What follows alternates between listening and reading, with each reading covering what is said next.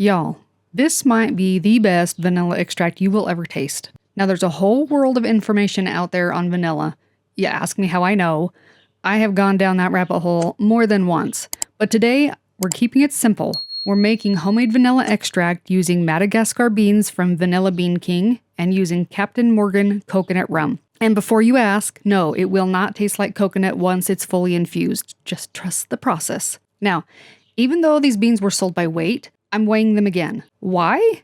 Because I've had them stored for a couple of months and I want to make sure that I'm still hitting that right ratio. Sometimes they can lose a little bit of that natural moisture. I'm making double fold vanilla, which means I'll need 2 ounces of beans for every 1 ounce of alcohol. If you want to stretch your dollars a bit more, you can make single fold, which is a standard of 1-to-1 ratio. It'll still be great. It'll still be way better than store-bought.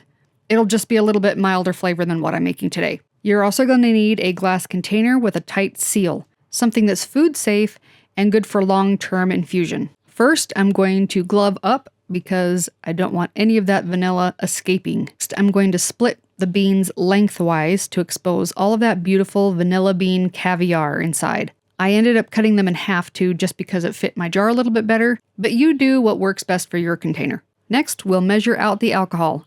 And yes, it might feel silly weighing the liquid, but since we're going by weight, not volume, it's the best way to keep things accurate. Once everything's in the jar, seal it tightly and give it a gentle shake.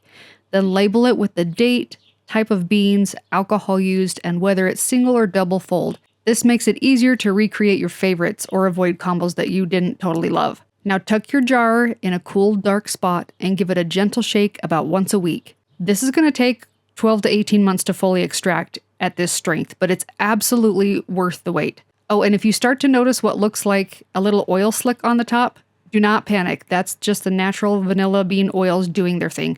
It means the good flavor is extracting. Let me know in the comments below if you'd like a deeper dive into the do's and don'ts of vanilla making and why. I could talk about this stuff for a lot longer. Thanks so much for watching. Don't forget to hit that subscribe button and turn on notifications so you don't miss any more awesome recipes and DIY kitchen tips just like this one.